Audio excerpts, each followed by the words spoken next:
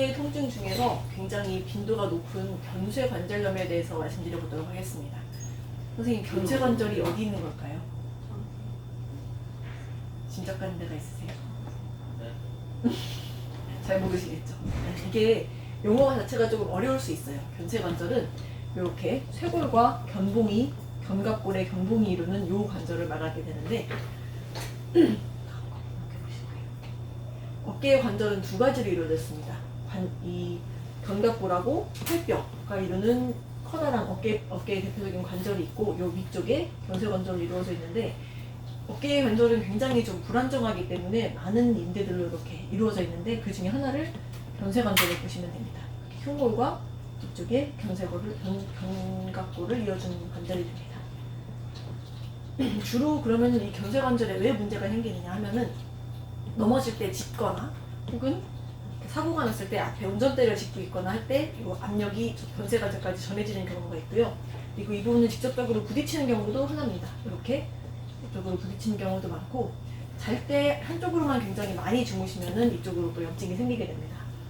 그리고 반복적으로 어깨를 많이 움직이는 동작에도 견쇄관절염이 생기게 되고요. 만성적으로.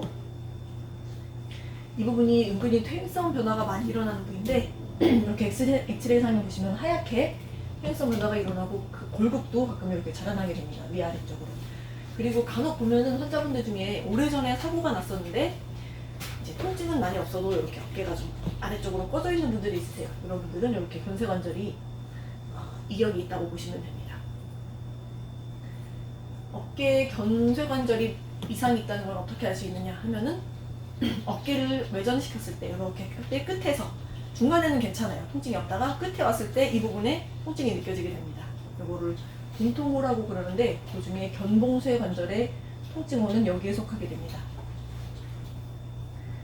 그리고 또 한 가지 견쇄관절의 진단법이 이렇게 어깨를 앞쪽으로 들어서 이렇게 안쪽으로 짚어보면은 이쪽에도 통증이 유발되는데 이게 인대가 늘어나거나 견쇄관절의 인대가 늘어난다거나 혹은 앞쪽에 관절이 좁아질 때 통증을 유발하게 됩니다. 그리고 만져보면 이 견쇄관절을 잘 찾아서 만져보면은 누를 때 양쪽이 좀 느낌이 다르게 됩니다. 이 부분은 아픈데 이 부분은 굉장히 통증이 없네요. 한쪽만 유달리 더 아프네요 라고 느끼게 되면은 이제 확진을 하게 되는 거죠. 이렇게 견쇄관절염이 있을 때 주의하셔야 될 거는 아픈 쪽으로 눕는 거를 피해 주셔야 됩니다.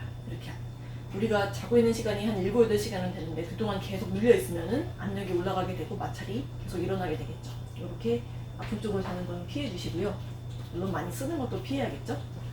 그리고 치료법은 봉침과 화침이 있는데 봉침은 해당 국소 부위에 혈류량을 한 5배에서 10배 정도 밀려주는 역할을 해서 그 부분에 상처가 빨리빨리 회복될 수 있도록 하는 역할을 해줍니다.